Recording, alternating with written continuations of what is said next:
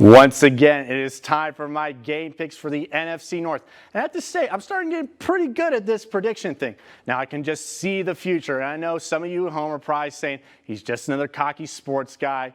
And you'd be right. But I have facts to back up the confidence because it is my first set of perfect picks in week 3 of the NFL season, going 4-0. Once again, I was only off by a scoreless for at least one team in every matchup. So I'm due for a perfect game. Eventually. Maybe. Let's get to the picks and see. First up, we have the Detroit Lions in a division matchup against the Chicago Bears. Now, I know all my Lions fans are probably still recovering from the lethal weapon that is Justin Tucker's leg.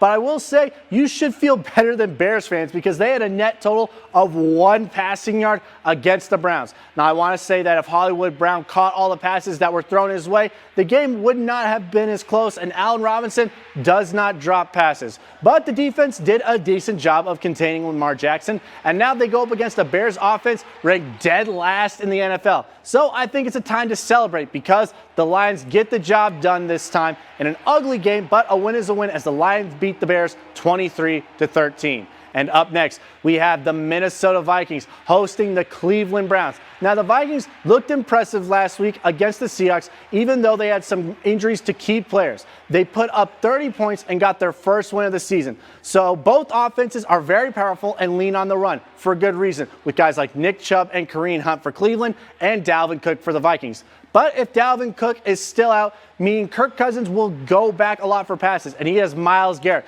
who had a career-high 4.5 sacks last week, chasing him around. So it might be a long day for Cousins. Now, if Dalvin Cook can go, it'll take some pressure off of Cousins and the passing game.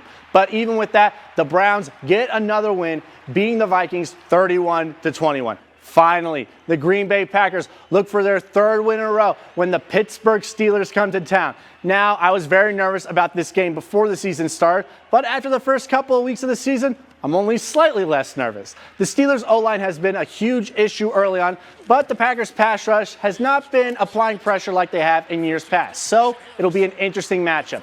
I do think that the Packers' offense won't have that big of an issue scoring, but the Steelers will be getting TJ Watt back to chase Rodgers around. But a makeshift O-line did a good job dealing with Nick Bosa, so whichever O-line can establish themselves early on will lead their team to the win. So with that in mind, the Packers continue the win streak, beating the Steelers 31-20. Thank you for watching ABC 10 News on YouTube. For the latest Upper Peninsula news, weather, and sports, be sure to subscribe to our channel and like us on our Facebook page.